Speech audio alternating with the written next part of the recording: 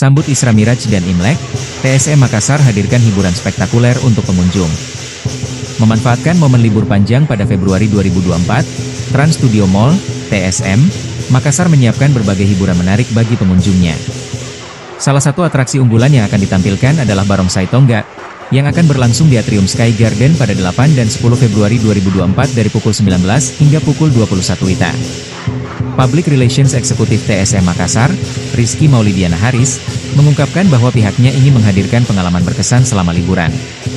Kami yakin atraksi ini akan memberikan hiburan yang spektakuler bagi para pengunjung, ujarnya. Selain barongsai, pengunjung juga dapat berkonsultasi dengan fortune teller untuk membaca peruntungan mereka di tahun yang baru. Dengan berbagai kegiatan menarik ini, TSM Makassar menjadi destinasi yang sayang untuk dilewatkan selama libur panjang.